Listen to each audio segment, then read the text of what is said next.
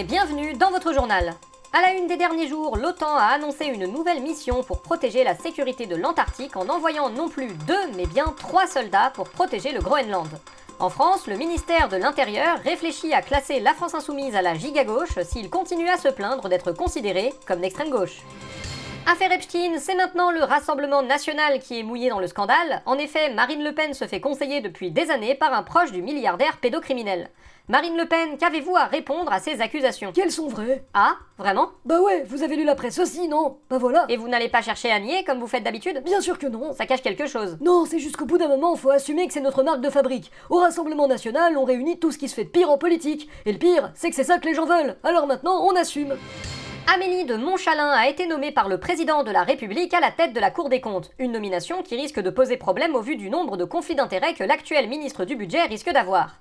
Emmanuel Macron, c'est un choix pertinent selon vous? Bah évidemment, c'est une fidèle. Je m'en fous qu'elle ait des conflits d'intérêts, qui n'en a pas au bout d'un moment. Vous l'avez uniquement nommée pour avoir quelqu'un d'aligné sur vous à la Cour des comptes? Mais vous vous attendiez à quoi d'autre en fait? Vous pensiez que j'allais nommer Nathalie Arthaud? Non, mais bon... L'objectif, c'est d'avoir des gens à ma botte pour pouvoir continuer à foutre la merde même quand je serai plus là. C'est clair? Parfaitement clair.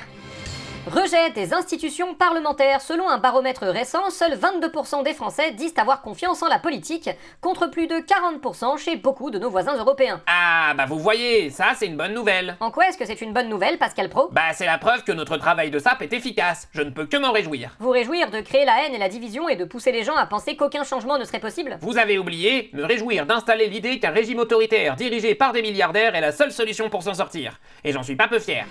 Et tout de suite, un reportage en immersion à la buvette de l'Assemblée nationale. Nous nous retrouvons à la buvette de l'Assemblée nationale où nous allons tenter d'interroger les députés sur les prochains projets de loi sur lesquels la Maison du Peuple va débattre. Que pensez-vous de la nouvelle proposition de loi déposée par le sénateur Duplon pour réautoriser certains pesticides? J'en ai rien à branler, moi, de toute façon, je bois du jus de pomme bio, là. C'est pas du jus de pomme. Ah bon? Vous êtes député socialiste, la position de votre groupe, qui se dit dans l'opposition mais soutient officieusement le gouvernement, est-elle tenable? Non, j'en ai marre de la vie. Tout est nul. Ah, c'est l'alcool mauvais, ça. Bonjour Fabien Roussel, vous n'êtes plus député, qu'est-ce que vous faites ici? Quoi? C'est un endroit où on vient pour boire et pour bouffer. J'ai mon verre, j'ai ma saucisse, donc je suis là. Monsieur Roussel, il faut partir, vous n'avez pas d'accréditation. Mais... Pour notre entretien du jour, nous nous retrouvons avec le ministre de l'Éducation nationale, Édouard Geffray. Édouard Geffray, bonjour.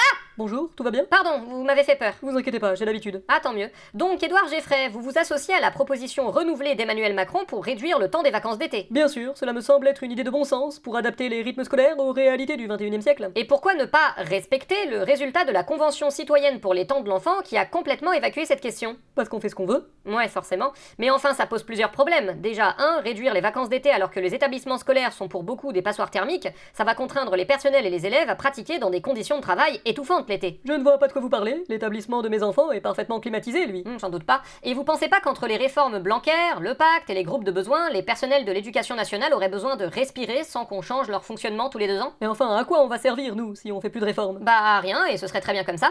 Nous vous souhaitons une soirée. À bientôt.